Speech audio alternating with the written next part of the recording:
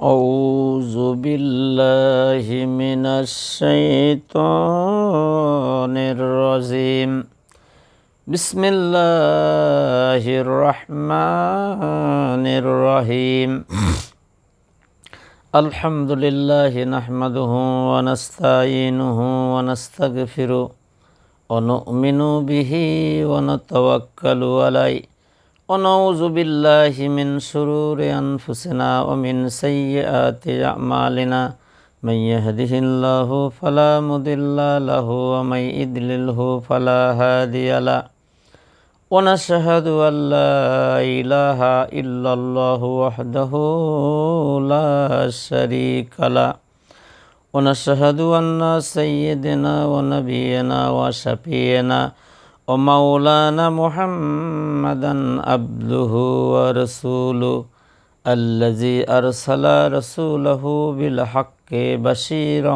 ونذيرا وداعيا إلى الله بإذنه وسراجا منيرا فقد قال الله تعالى في كلامه المجيد وفي الفرقانه الحميد أعوذ بالله من الشيطان الرجيم بسم الله الرحمن الرحيم يا أيها الذين آمنوا اتقوا الله حق تقاته ولا تموتن إلا وأنتم مسلمون قال النبي صلى الله عليه وسلم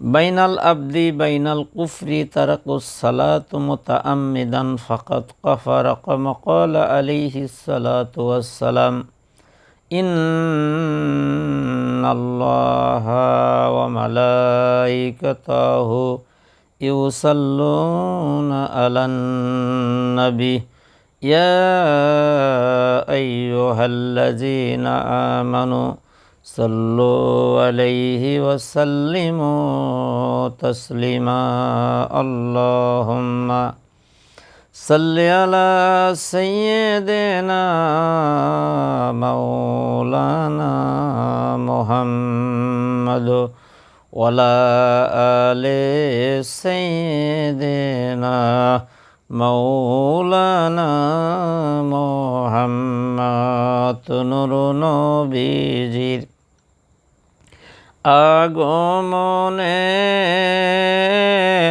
জগত হল উজালা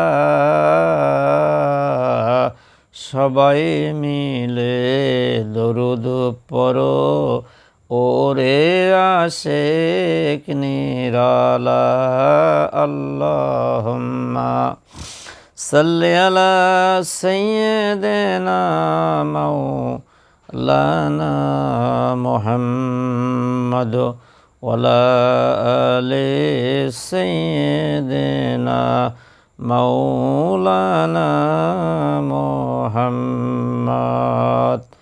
আহারে মদিনাবাসী ধন্য তোদের এই জীবন তোদের দেশে ঘুমিয়ে আসেন দুই জাহানের মহাজন লা ইলাহা ইল্লাল্লাহ কালিমা লা ইলাহা ইল্লাল্লাহ যার দিলে আছে মরণের ভয় যার দিলে আছে কবরের ভয় সময় কাটায় সে নিরালায় কোনো কিছু তার ভালো লাগে না ভালো লাগে শুধু এক আল্লাহ লা ইলাহা ইল্লাল্লাহ কালিমা লা ইলাহা ইল্লাল্লাহ থাকিতে হে বান্দা জিন্দেগি করো রে আল্লাহর বন্দেগি থাকিতে হে বান্দা জিন্দেগি, করো রে আল্লাহর বন্দেগি। এই যে কবর মাঝে যাইতে হবে, সব পাহাবে ফানা, লা ইলাহা ইল্লাল্লাহ, কালিমা লা ইলাহা ইল্লাল্লাহ, লা ইলাহা ইল্লাল্লাহু মুহাম্মাদুর রাসূলুল্লাহ সাল্লাল্লাহু আলাইহি ওয়াসাল্লাম। আল্লাহ পাকের পবিত্র দরবারে কালেমাতুশ শুকর আদায় করি যে আল্লাহ তাআলা আমাদেরকে হায়াতে বেঁচে রেখে, সুস্থ রেখে কোরআন ও হাদিসের কিছু আলোচনা করার মতো তৌফিক দান করতেছেন। সেই মহান মাবুদের দরবারে কালেমাতুশ শুকর আদায় করি। আলহামদুলিল্লাহ, শতকোটি দরুদ ও সালাম নূরে মুজাসসাম সরকারে আলম আকাইনাম তাজদারি মদিনা, বিশ্ব মানবতার মুক্তির সনদ, মজলুম মানুষের মুক্তির দিশারি সেই নবীর রওজা মোবারকে অসংখ্য দরুদ ও সালাম সাল্লাল্লাহু আলাইহি সাল্লাম। প্রিয় মুসলমান ভাই বোনেরা, দেশ এবং দেশের বাহির থেকে যারা আমার চ্যানেলটি দেখতেছেন, অত্যন্ত খেয়াল করেন। আজকের আলোচনা হলো আল্লাহ রব্বুল আলামিন সূরা আলে ইমরানের মধ্যে ঘোষণা করেন, হে ইমানদারেরা, তোমরা একমাত্র আমাকে ভয় করো, ভয় করার মতো ভয় করো, আর মুসলমান না হয়ে তোমরা মরো না। আর মুসলমান এবং কাফেরের মধ্যে পার্থক্য কি? আল্লাহ পাক যদি আমাকে তৌফিক দান করে ইনশাআল্লাহ মুক্তসার কিছু আলোচনা করব। আমা তৌফিক ইল্লা বিল্লাহ। আল্লাহ রব্বুল আলামিন কুরআনুল কারীমের মধ্যে বলে, ইয়া আইয়ুহাল্লাযীনা আমানুত্তাকুল্লাহা হাক্কা তুকাতিহি ওয়া লা তামুতুন্না ইল্লা ওয়া আনতুম মুসলিমুন। আল্লাহ রব্বুল আলামিন কোনো কাফেরকে লক্ষ্য করে বলে নাই, কোনো মুশরিককে লক্ষ্য করে বলে নাই, কোনো ইহুদি নাসারাকে লক্ষ্য করে বলে নাই। আল্লাহ রব্বুল আলামিন বলে, যারা ঈমান এনেছো, যারা আমাকে বিশ্বাস করো, যারা পরকালকে বিশ্বাস করো, হে ঈমানদারেরা, তোমরা একমাত্র আমি আল্লাহকে ভয় করো। কেমন ভয় করবে? ভয় করার মতো ভয় করো। আর তোমরা মরো না অতক্ষণ পর্যন্ত, যতক্ষণ মুসলমান না হবে ততক্ষণ পর্যন্ত তোমরা কবরের মধ্যে এসো না। সুবহানাল্লাহ। ও আমার বাপসানেরা, ও আমার মায়েরা, তাহলে আমি মুসলমানের ঘরে জন্ম নিলাম, গরুর গোশত খাই, আদম সুম্মারিতে আমি মুসলমান, কিন্তু আল্লাহ কেন আমাকে আবার মুসলমান হতে বলে? যারা জ্ঞানী, যারা লেখাপড়া করে, ফরম খিলাফের পর যদি শিক্ষক আবার ফোন করে বলে এসো তোমার সমস্যা আছে, তাহলে জ্ঞানী ছাত্র চিন্তা ভাবনা করবে, হয়তো আমার নাম ঠিকানা ভুল হয়েছে, হয়তো আমার বাবার নাম ভুল হয়েছে, হয়তো আমার ইউনানের নাম ভুল হয়েছে, এই জন্যে হয়তো স্যার আবার নতুন করে আমাকে ফরম খিলাপ করতে বলে। কপাল পোড়া মুসলমান, খেয়াল করো না, আল্লাহ ঈমান আনার পরে কেন আমাকে আবার মুসলমান হতে বলে, যে মুসলমান না হয়ে তোমরা কবরের বাড়িতে যেও না। সুবহানাল্লাহ। আল্লাহর নবী, বিশ্ব নবী জনাবে মুহাম্মদুর রাসূলুল্লাহ সাল্লাল্লাহু আলাইহি সাল্লাম সোনার জবান দিয়ে বলেন, বাইনাল আবদি বাইনাল কুফরি তারাকুস সালাতু মুতাআম্মিদান ফাকাত কাফারা। আল্লাহর নবী বলেন, মুসলমান এবং কাফেরের মধ্যে পার্থক্য, মুসলমান নামাজ পড়ে আর কাফের নামাজ পড়ে না, এটাই হলো পার্থক্য। আল্লাহর নবী বলে, তারাকুস সালাতু মুতাআম্মিদান ফাকাত কাফারা। যারা ইচ্ছা করে নামাজ ছেড়ে দিল, আল্লাহ রাসূল বলে সে কুফরি করলো, সে কাফর হয়ে গেল। নাউযুবিল্লাহ। কিয়ামতের কঠিন ময়দানে মানুষগুলো যখন জাহান্নামী অর্ডার হয়ে যাবে, জাহান্নামে যাবে, আল্লাহ রব্বুল আলামিন বলবে, কেন তোরা জাহান্নামের মধ্যে আসলি? জাহান্নামীরা বলবে, আল্লাহ দুইটা অপরাধ আমরা দেখতেছি বড়। এক নম্বর হলো আমরা নামাজ পড়তাম না, দুই নম্বর হলো আমরা এতিম মিসকিনদেরকে খেতে দিতাম না। নাউজুবিল্লাহ। নামাজ এমন একটা ইবাদত যে নামাজ ছাড়া আপনি যত জিকির করেন, যত দান করেন, হজ করেন, জাকাত দেন, যত রকমের আমল আছে, যদি আপনি নামাজ না পড়েন তাহলে আপনার সব বাতিল। পাহাড় সমান আমল করলেও বেনামাজির কোনো দান সাদগা আল্লাহর দরবারে গ্রহণযোগ্য না। নামাজ এমন একটা ইবাদত, আল্লাহ রাব্বুল আলামিন গোটা পৃথিবীর মানুষদেরকে বলেন, আমার বান্দা বান্দিরা একমাত্র এই মাথা আমার কাছে নত করে দেবা। আমরা দিনের মধ্যে 5 বার করে আল্লাহর কুরুদুতি পায়ের উপর মাথা নত করে দেয়াই, যে নাক দিয়ে আমরা সিগনেচার করে দিচ্ছি যে আল্লাহ একমাত্র আমরা হলাম আপনার গোলাম, সুবহানাল্লাহ, আর কারো গোলাম না। নামাজ আমাদেরকে অনেক কিছু শেখায়, যে এই মাথা শুধু নত হবে আল্লাহর কাছে, আর এই মাথা কোথাও নত হবে না। নামাজবিহীন আমল যেরকম লুঙ্গি খুলে মাথায় পাগড়ি বান্ধার মতো, যার নামাজ নাই, যার সালাত নাই, লা সালাত লা ইমানা, আল্লাহ রসুল বলছে যার নামাজ নাই তার ইমানই নাই, সে তো মুসলমানই না। স্পষ্ট হাদিস, যে নামাজ পড়ে না সে মুসলমান না, সে কাফের। তারাকুস সালাতুমতা আম্মিদান ফাকাত কাফারা, তার কোনো আমল আল্লাহর দরবারে গ্রহণ হবে না। যে জিকির, তারপরে এই যে দান সাদগা, কোনোটাই আল্লাহর দরবারে গ্রহণ হবে না। এই জন্যে আসেন, আল্লাহর নবী মুসা আল্লাহর সঙ্গে দিদার করতেন তুর পাহাড়ের উপর। একটা মেয়ে এসে বলে, হে আল্লাহর নবী মুসা, আমি বড় পাপ করেছি, আমি জেনা করেছি, তারপরে গর্ভবতী হয়ে গেছি। সন্তান যখন হয়েছে মানুষের ভয়ে সন্তানের গলা টিপে হত্যা করেছি, নাউজুবিল্লাহ। মুসা রে, আমার মতো নিকৃষ্ট কে আছে দুনিয়ার বুকে? আল্লাহর নবী মুসা বলে, হে নারী, তুমি তাড়াতাড়ি করে আমার সামনে থেকে দূর হয়ে যাও, ভেগে যাও, তোমার মতো নিকৃষ্ট মানুষ আল্লাহর জমিনের উপর কেউ নাই। মুসা চলে গেলেন আল্লাহর সঙ্গে দিদার করার জন্য। আল্লাহ মুসাকে জানিয়ে দেয়, হে মুসা রে, তুমি যে একটা মেয়েকে ধমক দিলা, ওর সেও নিকৃষ্ট মানুষ আমার পৃথিবীর মুখে, আমার জমিনের উপর ঘোরাফেরা করে, নাউজুবিল্লাহ। মুসা বলে, রব্বুল আলামিন, আমি তো জানি না তারা কারা। আল্লাহ রব্বুল আলামিন তার কুদরতি জবান দিয়ে বলে, মুসা রে, যারা ইচ্ছা করে নামাজ ছেড়ে দেয় তারা ওই মেয়ের থেকে নিকৃষ্ট, নাউজুবিল্লাহ। কিয়ামতের কঠিন ময়দানে আল্লাহ রব্বুল আলামিন কুদরতির জবান দিয়ে বলবে, আমার পায়ে তোরা সেজদা কর।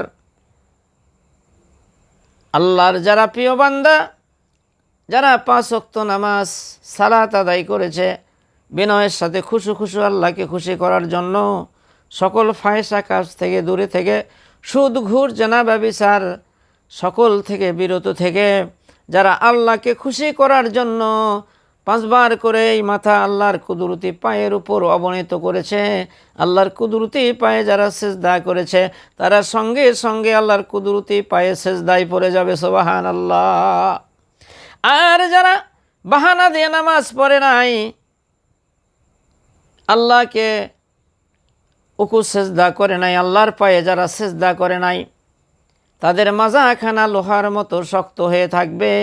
শত চেষ্টা করে তারা আল্লাহকে একটা সেজদা দিতে পারবে না, নাউজুবিল্লাহ। তাহলে কিয়ামতের ময়দানে যত হিসাব হবে, সর্বপ্রথম আগে সালাতের হিসাব হবে, সুবহানাল্লাহ। আল্লাহ রব্বুল আলামিন এই জন্য সালাতের ব্যবস্থা করে দিল। দেখি আমার বান্দা বান্দি আমি আল্লাহর কাছে মাথা নত করে না, কোন জায়গায় যায় তারা মাথা নত করে, এটা পরীক্ষা করার জন্য আল্লাহ আমাদের জন্য সালাতের ব্যবস্থা করে দিয়েছে, সুবহানাল্লাহ। আল্লাহর নবী বলেন, ও আমার সাহাবাই কেরাম শোনো, কারো বাড়ির সামনে যদি একটা খাল থাকে, নহর থাকে, দিনের মধ্যে যদি 5 বার করে ওই নহরে, ওই খালের মধ্যে গোসল করে সুন্দর করে, তার শরীরে কি কোনো ময়লা থাকতে পারে? সাহাবাই কেরাম রিদওয়ানুল্লাহ তাআলা আজমাইন বলে, ইয়া রাসূলুল্লাহ, 5 বার করে যদি ওই নহরে, ওই খালের মধ্যে, নদীর মধ্যে গোসল করে সুন্দর করে, তার শরীরে কোনো ময়লা থাকতে পারে না। আল্লাহর নবী বলেন, আমার কোনো বান্দা বান্দি যদি খালেজভাবে সুন্দরভাবে সকল অন্যায় থেকে বিরত থেকে 5 ওয়াক্ত সালাত যারা আদায় করবে, তাদের শরীরে তাদের অন্তরে কোনো পাপ স্পর্শ করতে পারে না। সুবহানাল্লাহ। আল্লাহর নবী বিশ্বনবী জনাবে মুহাম্মদুর রাসূলুল্লাহ সাল্লাল্লাহু আলাইহি সাল্লাম কিয়ামতের কঠিন ময়দানে আল্লাহর নবী বিশ্বনবী সেজদার মধ্যে পড়ে যাবে। মানুষগুলো নবীর কাছে যায় বলবে, আমাদেরকে সুপারিশ করেন, সাফায়াত করেন। নবী বলবে, সুকান ভেঙে যাও, দূর হয়ে যাও। তোমরা যদি আমার উম্মতানি হতে, তাহলে তোমাদের চেহারার মধ্যে থেকে নূর চমকায় না কেন? তোমরা তো দুনিয়াতে সালাত আদায় করো না, নামাজ আদায় করো নাই, তোমাদের চেহারার মধ্যে থেকে কেন নূর চমকায় না? মা আয়েশা বর্ণনা করেন, ইয়া রাসূলুল্লাহ, কিয়ামতের ময়দানে লক্ষ লক্ষ নবী থাকবে, তাদের উম্মত থাকবে। ইয়া রাসূলুল্লাহ, আপনার উম্মতকে আপনি কেমনে বেছে বের করবেন? আল্লাহর নবী বলেন, আয়েশা গো, একদল ঘোড়ার মতো, এক পাল ঘোড়ার মধ্যে যদি কপাল সাদা থাকে, পাকড়া থাকে, আয়েশা ওই ঘোড়াগুলো বেছে বের করতে কোনো কষ্ট হবে নাকি? মা আয়েশা বলে, ইয়া রাসূলুল্লাহ, কোনো কষ্ট হবে না। আল্লাহ রসুল বলেন, আমার উম্মতেরা যারা সহিভাবে 5 ওয়াক্ত সালাত আদায় করবে শুধু আল্লাহকে খুশি করার জন্য, তাদের চেহারার মধ্যে থেকে নূর চমকাবে। সুবহানাল্লাহ। আর বাহানা দিয়ে নামাজ পড়তেছেন না, উল্টাপাল্টা কথা। কোরআনের মধ্যে 30,000 জাহির, 60,000 বাতন, সেজদা মারার জায়গা নাই। ভণ্ড পীরের পায়ে সেজদা মারতেছেন, ওটাই বলে কাবা, বাবাই বলে কাবা। কবরে মাজারে সেজদা করতেছে। আল্লাহর জাতের কসম করে বলতে পারি, জান্নাত তো দূরের কথা, জান্নাতের ঘেরান তার নসিবে জুটবে না। এই জন্য প্রিয় দেশবাসী, মা ও বোনেরা, হাতে ধরি, পায়ে ধরি, এরকম ভুল আপনি কখনো করবেন না। কোনো মানুষকে আপনি সেজদা করবেন না, কোনো কবরে সেজদা করবেন না, কোনো কবরে কিছু চাইবেন না, মান্নত করবেন না। আপনি কিন্তু একদম ধ্বংস হয়ে যাবেন। নাউযুবিল্লাহ। একমাত্র এই মাথা নত করতে হবে আল্লাহর কাছে। মুমিনের মাথা কখনো কারো কাছে নত হয় না। মুমিন একমাত্র আল্লাহকে খুশি করার জন্য। আল্লাহ রসুল বলে, আসসালাতুল মেরাজুল মুমিনিন। বিশ্বনবী জনাবে মুহাম্মদুর রাসূলুল্লাহ সাল্লাল্লাহু আলাইহি সাল্লাম আল্লাহর সঙ্গে দিদার করে আসলেন, আল্লাহর সঙ্গে সাক্ষাৎ করলেন, মেরাজ করলেন। আল্লাহর নবী বলে, ও আমার বন্ধু, আপনার সঙ্গে আমি মেরাজ করলাম, দিদার করলাম, কিন্তু আমার উম্মতানি তো আপনার সঙ্গে দিদার মেরাজ করলো না। আল্লাহ রাব্বুল আলামিন কুদরতি জবান দিয়ে বলে, ও আমার হাবিব, আপনার বান্দা বান্দি যদি 5 ওয়াক্ত সালাত আদায় করে, তারা দিনের মধ্যে 5 বার করে আমার সাথে মেরাজ করবে। সুবহানাল্লাহ। কপাল পোড়া মুসলমান এই নামাজ পড়ে না, বাহানা দিয়ে নানান রকম উল্টাপাল্টা কথা বলে যারা মানুষদেরকে মিসগাইড করতেছে যে নামাজ পড়া লাগবে না, কোনো হিসাব হবে না, অমুক তমুক, মানুষের হিসাব হবে শুধু নূরের। নাউযুবিল্লাহ। এই ধরনের শয়তান, এরা শয়তানের চেয়েও খারাপ। তারা বলতেছে নামাজ কালাম নাই, কোনো হিসাব নাই, আল্লাহ নূর দিছে। নূর মানে ওই যে আমরা যে আমাদের পিতামাতা, এই সবাই যে আমাদের মা বা আমরা যে মেলামেশা করি, যাকে বলে বীর্য, যে দ্বারাই আল্লাহ মানুষ সৃষ্টি করে, এই নাফরমান শয়তানেরা বলতেছে এর নাম নূর, এটা আল্লাহ মাপে দিছে, এটা কিয়ামতের ময়দানে মাপে নেবে। নাউযুবিল্লাহি মিন যালিক। এরা শয়তানের চেয়েও খারাপ। নাউযুবিল্লাহ।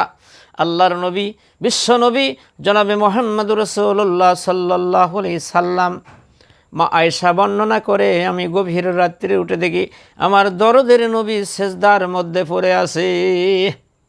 আমি মনে মনে চিন্তা করলাম, নবী হয়তো মারা গেছে, কথাবার্তা বলতেছে না, সেজদার মধ্যে নবী পড়ে আছে। আমি চিমটি কাটলাম, নবী আমার একটু লড়ে উঠলেন। আমি তখন ধারণা করলাম নবী বেঁচে আছে।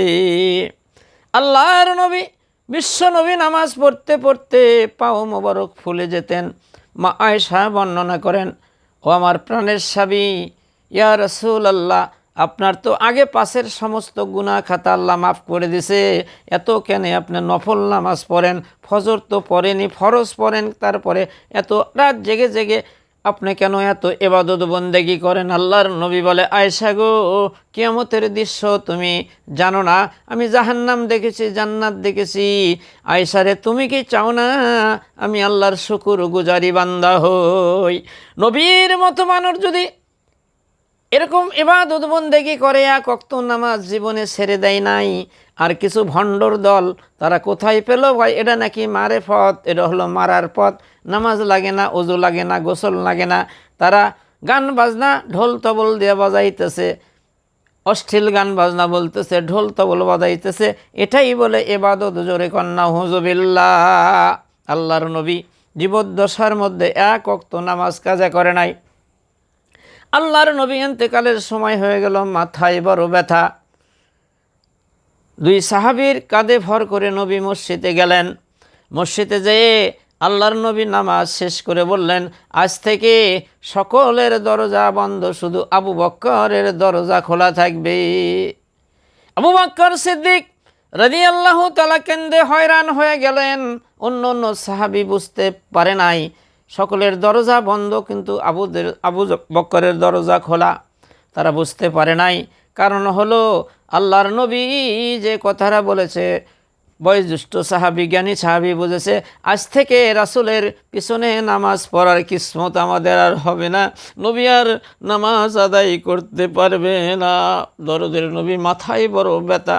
মা আয়েশার হুজুরায় খানায় নবীজি আমার শুয়ে আছে, মাথা ব্যথা। মা আয়েশা রাসূলের মাথায় পানি ঢেলতেছে, জলপটি করে দিচ্ছে। এদিকে আজান হয়ে গেল, বেলাল আজান দিয়ে দিল। আল্লাহর নবী, বিশ্ব নবী বলে, নামাজের কি ওয়াক্ত হয়ে গেছে, আমার মাথাটা একটু, মুখটা মসজিদের দিকে করে দাও। মা আয়েশা বর্ণনা করেন, ইয়া রাসূলুল্লাহ, আপনার অপেক্ষা করতে করতে আমার আব্বার ইমামতিতে নামাজ আরম্ভ করে দিয়েছে। বিশ্ব নবী বলে, আয়েশা রে, আমার মাতারা, আমার মুখটা একটু মসজিদের দিকে করে দাও।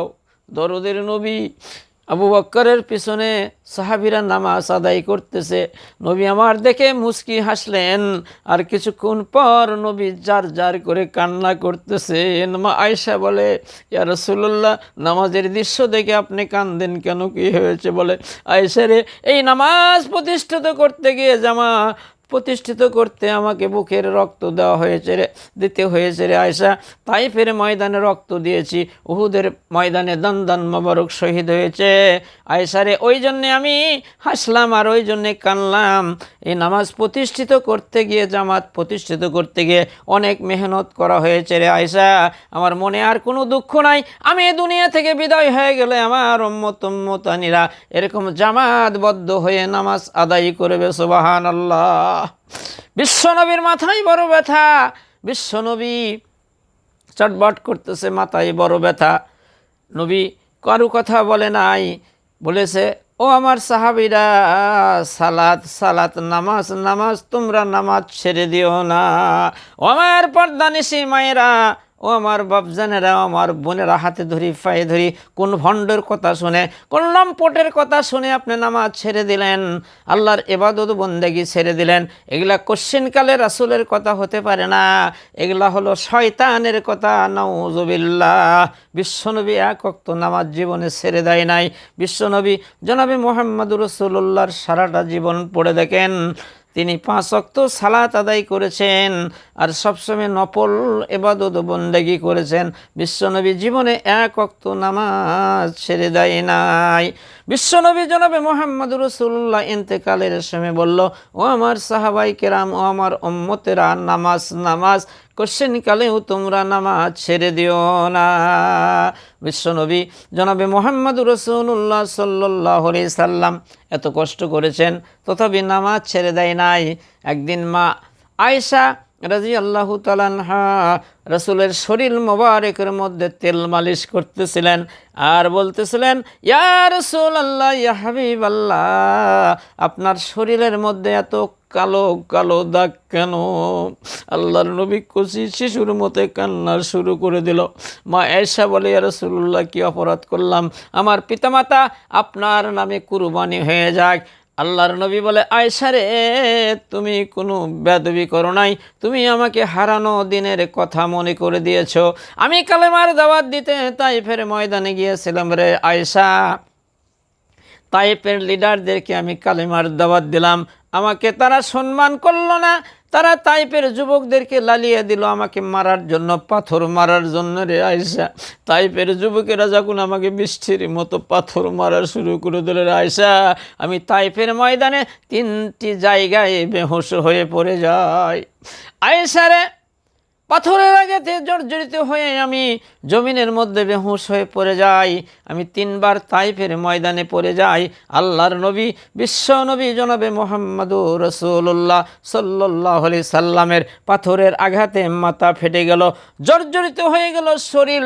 নবী আমার রক্ত নিয়ে হাতে নিয়ে বলতেছে, যে জাতি তার নবীর চেহারা রক্ত দিয়ে লাল করে দিল, ওই জাতির চেহারা কেমনে পরিবর্তন হবে? জীবনে কখনো তুমি মিথ্যে বলনি, তোমার খুনে লাল তায়েফের ভূমি। ওগো আল্লাহ ক্ষমা করো এ তায়েফবাসীকে,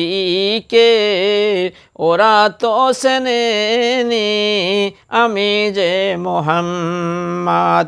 কত ব্যথা কত জ্বালা সহিয়াছো তুমি, তোমার খুনে লাল তায়েফের ভূমি। ওগো আল্লাহ ক্ষমা করো এ তায়েফবাসীকে, ওরা তো চেনেনি আমি যে মুহাম্মদ। হৃদয়ে মুহাম্মদ, স্মরণে মুহাম্মদ, বদরে মুহাম্মদ, উহুদে মুহাম্মদ। কত ব্যথা কত জ্বালা সহিয়াছো তুমি, তোমার খুনে লাল তায়েফের ভূমি। ওগো আল্লাহ ক্ষমা করো এ তায়েফবাসীকে, ওরা তো চেনেনি আমি যে মুহাম্মদ। বিশ্বনবী জনাবে মুহাম্মদুর রাসূলুল্লাহ সাল্লাল্লাহু আলাইহি সাল্লাম কালেমার দাওয়াত দিয়েছে। কাফের বেঈমানেরা সহ্য করতে পারে নাই, নবীকে অত্যাচার করেছে, জুলুম করেছে। একদিন আবু জেহেল শয়তান বিশ্বনবীর গলার মধ্যে উঠে নারী ভুঁড়ি চাপাইয়া দিয়েছে, নাউজুবিল্লাহ। মা ফাতেমা দৌড়ে এসে বলে, আমার ইতিম বাবা কি অপরাধ করেছে? তিনি তো কোনো অপরাধ করে নাই, মানুষের অন্যায় করে নাই, কেন তাহাকে তোমরা এত কষ্ট দিচ্ছ? উটের নারী ভুঁড়িগুলা এমনভাবে চাপাইয়া দিল, নবীজির শ্বাস বন্ধ হয়ে যাচ্ছে। মা ফাতেমা ওগুলো পরিষ্কার করে দিল, জোরে গণ সুবহানাল্লাহ। কিন্তু আমরা কালেমার দাওয়াত দিলে তো আমাদেরকে খালি রসগোল্লা খেলায়, দাওয়াত খাওয়ায়, আমাদেরকে আহ্বান করে। কিন্তু আপনি যখন নবীর তাবলীগ করবেন, কিন্তু আপনাকে কিন্তু দাওয়াত খাওয়াবে না, আপনাকে অপপ্রচার করবে, মারধর করবে, গ্রাম থেকে তেলে দেবে, মসজিদ থেকে বের করে দেবে। ইতিহাস পড়ে দেখেন, বিশ্বনবী জনাবে মুহাম্মদুর রাসূলুল্লাহ সাল্লাল্লাহু আলাইহি সাল্লাম, আল্লাহ রাব্বুল আলামিন সূরা মুজাম্মিল নাজিল করে গভীর রাত্রি বলে, হে নবী ওঠো, হে কম্বল আবৃত ওঠো, আমার কোরআনকে তুমি সুন্দর করে তাজবিদের সঙ্গে তেলাওয়াত করো, আর যে কোরআন আপনার প্রতি নাজিল করলাম আমি, এটা দিয়ে তাবলীগ করো, জোরে কোন সুবহানাল্লাহ। ওই যে নবী উঠলেন সকালবেলা, একটা পাহাড়ের উপর চড়ে নবী আমার কওমের লোকদের ডাক দিলেন। সকল লোকজন দৌড়ে এসে পাহাড়ের নিচে দাঁড়িয়ে গেলেন। আলামিন কেন ডাকে, কি হয়েছে, আলামিনের কি অসুবিধা হয়েছে? এবার বিশ্বনবী মুহাম্মদুর রাসূলুল্লাহ সাল্লাল্লাহু আলাইহি সাল্লাম বলতেছে, ও আমার কওমের লোকেরা, ওই যে পাহাড়ের ওই পাশে একদল ডাকাত বসে আছে, তোমরা কি বিশ্বাস করো? সকলেই বলতেছে, আলামিন, হে মুহাম্মদ, তুমি তো জীবনে মিথ্যা কথা বলো না, অসত্য কথা বলো না, তুমি যা বলো সব সত্য, সুবহানাল্লাহ। আল্লাহর নবী বললেন, আমি একটা উপমা দিলাম, চোর ডাকাত কিচ্ছু না, আমি একটা উপমা দিলাম, আমি হলাম নবী, আমার উপর আল্লাহ কোরআন অবতীর্ণ করেছে, আমি যা দেখি তোমরা তা দেখো না, আমি যা জানি তোমরা তা জানো না। তোমরা যা করতেছো আল্লাহকে বাদ দিয়ে তোমরা গাছ পূজা করতেছো, পাথর পূজা করতেছো, কবর পূজা করতেছো, মানুষ পূজা করতেছো, মানুষকে সেজদা করতেছো, কবরকে সেজদা করতেছো, মানুষের কাছে মাথা নত করতেছো, চন্দ্র পূজা করতেছো, সূর্য পূজা করতেছো, গাছ পূজা করতেছো, আগুন পূজা করতেছো। আমি দেখতেছি তোমাদের জন্য আল্লাহ রব্বুল আলামিন কঠিন জাহান্নামের আগুন বানাইয়া রাখছে, অনন্তকালের জন্য তোমাদের জাহান্নামে নিক্ষিপ্ত হতে হবে। এই কথা শোনার সঙ্গে সঙ্গে আবু জেহেল সহ্য করতে পারে না। উতবা, সাইবা, আবু সুফিয়ান, আবু লাহাব নবীকে অক্ষত্য ভাষায় গালাগালি করা শুরু করে দিল, কেউ পাথর মারা শুরু করে দিল, কেউ গালমন্দ করতে শুরু করলো। আবু লাহাব বলে, হে মোহাম্মদ, তোর হাত দুইটা ধ্বংস হয়ে যা, তুই নিপাত হয়ে যা, জোরে জোরে কন্যা হুজুবিল্লাহ। বিশ্বনবী জনাবে মোহাম্মদ রাসূলুল্লাহ মক্কায় কালেমার দাওয়াত দিয়েছে। নবী আমার শান্তি মতো ঘুমাইতে পারে নাই। নবী আমার কত যন্ত্রণা, কত জুলুম সহ্য করেছে বিশ্বনবী। অনেক লম্বা চড়া ঘটনা। আল্লাহর হুকুমে নবী হিজরত করে মদিনায় চলে যাবে। বিশ্বনবী জনাবে মোহাম্মদ রাসূলুল্লাহ সাল্লাল্লাহু আলাইহি সাল্লাম একদিন আবু বক্করকে ডেকে ডেকে কয়, আবু বক্কর গো, মক্কার মানুষের যে অত্যাচার জুলুম, হয়তোবা আল্লাহর হুকুমে এই দেশ ছেড়ে আমাদের অন্য জায়গায় হিজরত করতে হবে। আবু বক্কর তুমি একটু সতর্ক থেকো। কিতাবের মধ্যে আছে 6 মাস, মতান্তরে 3 মাস পর আল্লাহর নবী আবু বক্করের বাড়িতে যায় আস্তে করে ডাক দিলেন। সঙ্গে সঙ্গে আবু বক্কর বলে, লাব্বাইক ইয়া রাসূলুল্লাহ। বেডিং পত্র নিয়ে আবু বক্কর রেডি। আল্লাহর নবী বলে, এ আবু বক্কর, তুমি কি ঘুমাও না? অনেক দিন আগে তো তোমাকে বলেছিলাম তুমি একটু সতর্ক থেকো, এত তাড়াতাড়ি করে কেমনে তুমি বের হয়ে আসলা? আবু বক্কর বলে, ইয়া রাসূলুল্লাহ, ইয়া হাবিবাল্লাহ, 6 মাস আগে আমাকে বলেছিলেন আবু বক্কর একটু সতর্ক থেকো। আমি আবু বক্কর ওই 6 মাস যাবত এশার নামাজ পড়ে আর বালিশের সঙ্গে পিঠ লাগাই না।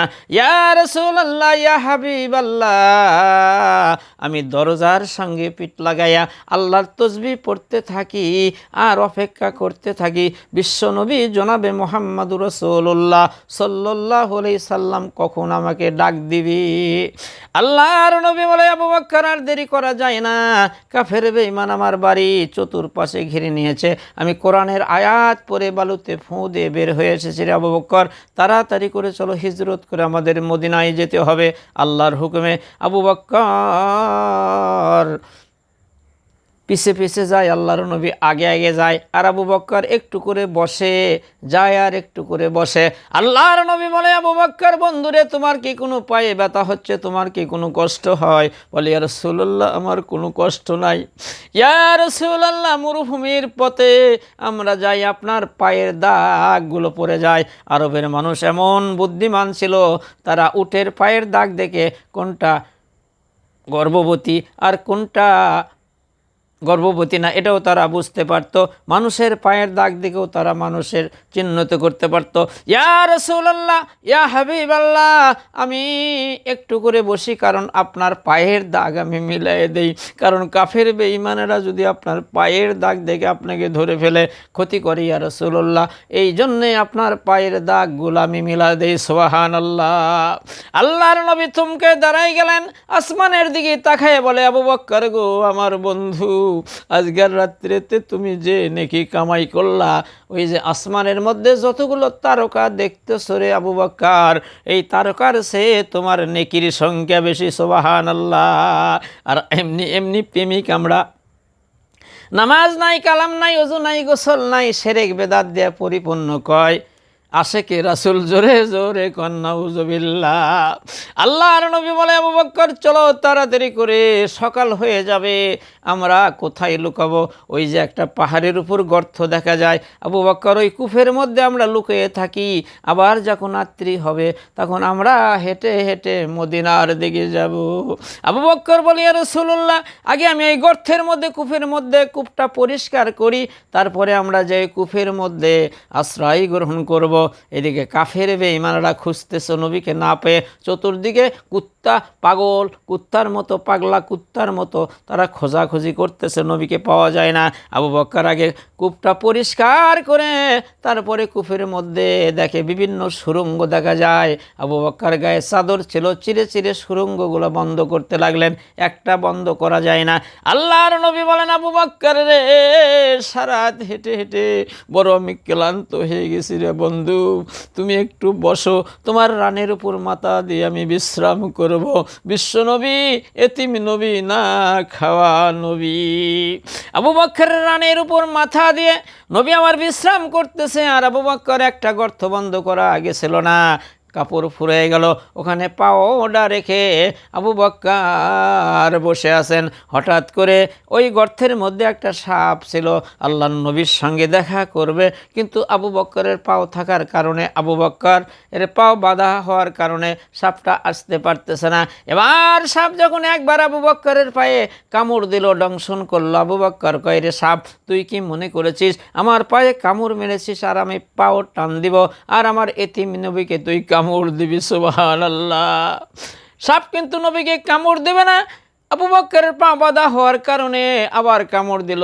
এবার 3 বার কামড় দেওয়ার পর এমনভাবে বিষ আবু বকরের কলেজা পর্যন্ত পুষে গেল। আবু বকরের শরীর থরথর করে কাঁপতেছে, নীলবর্ণ হয়ে গেল। আবু বকরের বিষের যন্ত্রণায় চোখের পানি টপ টপ করে পড়তেছে। চোখের গরম পানি যখন রাসূলের শরীরের মধ্যে পড়ে গেল, রাসূল চেতন পেয়ে দেখে আবু বকরের চেহারা কেমন যেন হয়ে গেছে। বলে, আবু বকর, ও বন্ধু, তোমার কি হয়েছে? বলে, ইয়া রাসূলুল্লাহ, আমার পায়ের মধ্যে সাপ কামড় মেরেছে। ইয়া রাসূলুল্লাহ, ওই ব্যথায় আমি কাঁদতেছি, ওই ব্যথায় আমার চোখ থেকে পানি পড়তেছে। এবার আল্লাহ রসুল বলে, আবু বকর গো, তুমি আমাকে ডাক দিলে না কেন? বলে, ইয়া রাসূলুল্লাহ, 1 বার নয়, 2 বার নয়, 3 বার আমার পায়ে কামড় দিয়েছে। আমি যদি মরেও যাই কিন্তু নবীর ঘুমের ডিস্টার্ব করতে পারি না। সুবহানাল্লাহ। ইয়া রাসূলুল্লাহ, ইয়া হাবিবাল্লাহ, পাই যদি নবীজি গো আপনার দিদার, কবরের জ্বালাতন থাকবে না আমার। ইয়া রাসূলুল্লাহ, ইয়া হাবিবাল্লাহ, ইয়া রাসূলুল্লাহ, ইয়া হাবিবাল্লাহ, আমার ওই নিদানের কালে থেকো নবীজি গো আমার শিয়রে, দেখিব নবী গো নয়ন ভরিয়া। ইয়া রাসূলুল্লাহ, ইয়া হাবিবাল্লাহ, পাই যদি নবীজি গো আপনারি দিদার, কবরে জ্বালাতন থাকবে না আমার। ইয়া রাসূলুল্লাহ, ইয়া হাবিবাল্লাহ, আমার যেদিন মরণ হবে, অন্ধকার কবরে যাইতে হবে। আমার যেদিন মরণ হবে, অন্ধকার কবরে যাইতে হবে। সেদিন যেন প্রাণ বন্ধু আমায় ভুলো না। ইয়া রাসূলুল্লাহ, ইয়া হাবিবাল্লাহ।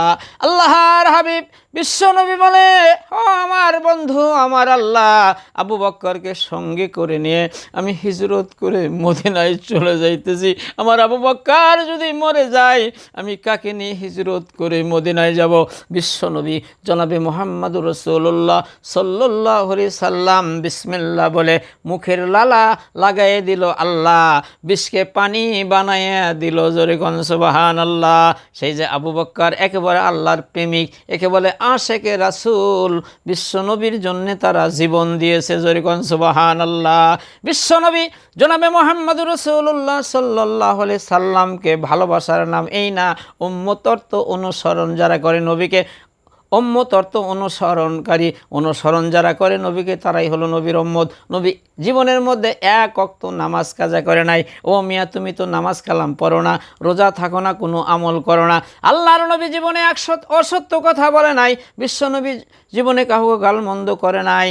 বিশ্বনবী জনাবে মুহাম্মদুর রাসূলুল্লাহ কাউকে ঠকায় নাই, এতিম মিসকিনকে ঠকায় নাই, ভাইকে ঠকায় নাই, বোনকে ঠকায় নাই, কারোর সাথে বেইনসাফি কাজ নবী আমার করে নাই। নবী আমার যখন হালিমার বাড়িতে চলে গেলেন, মা হালিমাতুস সাদিয়া আল্লাহর নবীকে তার স্তনে লাগিয়ে দিল।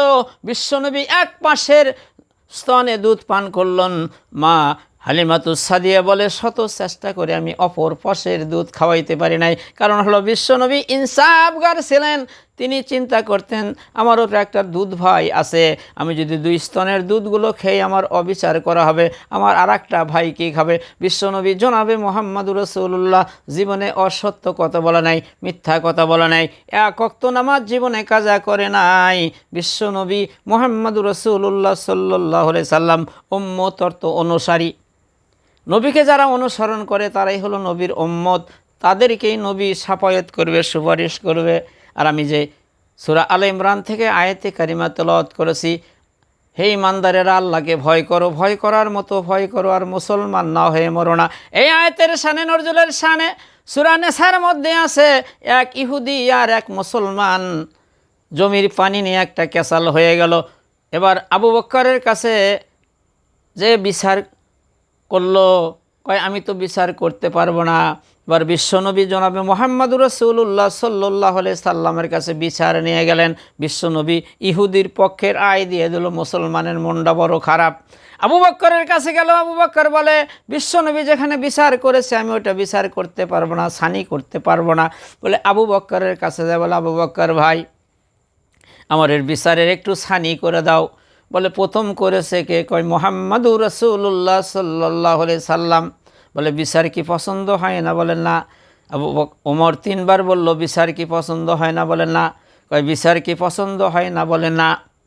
এবার ওমর ফারুক বলে বিচারের যদি সানি করাইতে চাও তাহলে আমার একটু বাড়ির মধ্যে যেতে হবে, একটু অপেক্ষা করো। হযরত ওমর বাড়ির মধ্যে যে নাঙ্গা তরবারি নিয়েছে, ওই মুসলমানের গলায় এক কোপ মেরে কাল্লা মাটিতে ফালাইয়ে দিল। সারা মদিনায় ঘোষণা হয়ে গেল ওমর কাতাল, ওমর কাতাল, ওমর ওমর মুসলমানকে খুন করেছে, কতল করেছে। আল্লাহর নবী বিশ্ব নবী বলে যে আমার ওমরের হাত মুসলমানের রক্ত লাল হবে, আমি এটা আশা করি নাই। আল্লাহ রাব্বুল আলামিন সূরা নেসা নাজিল করে বলল ওমর মুসলমান মারে নাই, ওমর সত্য এবং মিথ্যাকে পার্থক্য করে দিয়েছে। জোরে কোন সুবহানাল্লাহ। এই আয়াতের শানে নজরুল সূরা নেসার মধ্যে ঘটনা আছে যে রাসূলের বিচার ফয়সালা মানে না, সে কশিনকালেও মুসলমান হতে পারে না। সুবহানাল্লাহ। আপনি নামাজ পড়েন, রোজা রাখেন, হজ করেন, যাকাত দেন, কিন্তু কোরআনের আইন মানতে পারেন না, রাসূলের বিধান আপনি মানতে পারেন না, কশিনকালে আপনি মুসলমান হতে পারবেন না। আপনি হাজি হতে পারবেন, আপনি দানশীল হতে পারবেন, আপনি নামাজি হতে পারবেন, অনেক কিছু হতে পারবেন, কিন্তু ব্রিটিশের আইন যদি আপনি মানেন, কোরআনের শাসন কায়েম হোক, কোরআন দিয়ে বিচার হোক, এই ফয়সালা যদি আপনি না চান, কশিনকালে আপনি মুসলমান হইতে পারবেন না। এই জন্য আল্লাহ বলল আমাকে ভয় করো, ভয় করার মতো করো, আর মুসলমান না হয়ে তোমরা মৃত্যুবরণ করো না। সুবহানাল্লাহ। এই জন্যে নবীর প্রেমিক, নবীর আশেক কাকে বলে? নবীর আশেক, নবীর প্রেমিক কখনো এক ওয়াক্ত নামাজ ছেড়ে দিতে পারে না। নবীর প্রেমিক কখনো কবরে মাজারে সেজদা করতে পারে না। নবীর প্রেমিক কখনো ভণ্ড পীরেকে সেজদা করতে পারে না, এই মাথা কারো কাছে নত করে পারে না, সুদ খেতে পারে না, ঘুষ খেতে পারে না, জেনা করতে পারে না, ব্যভিচার করতে পারে না, এতিমকে ঠকাতে পারে না, ভাইকে ঠকাতে পারে না, বোনকে ঠকাতে পারে না। মানে ভালো বলতে যা বোঝে তারাই হলো নবীর আশেক, তারাই হলো নবীর প্রেমিক। আল্লাহ সুবহানাহু ওয়া তাআলা আমাদেরকে বুঝে সুঝে কোরআন হাদিস মেনে আমরা যেন খাঁটি মুসলমান হতে পারি, একমাত্র আল্লাহকে ভয় করতে পারি, জীবনের শেষ নিঃশ্বাস যাওয়া পর্যন্ত যেন আমরা এক ওয়াক্ত নামাজ ছেড়ে না দেই, আমরা যেন অসত্য কথা না বলি, আমরা যেন একটা হারাম না খাই। আল্লাহ পাক আমাদেরকে সহি সমত দান করুক। আসসালামু আলাইকুম ওয়া রাহমাতুল্লাহ।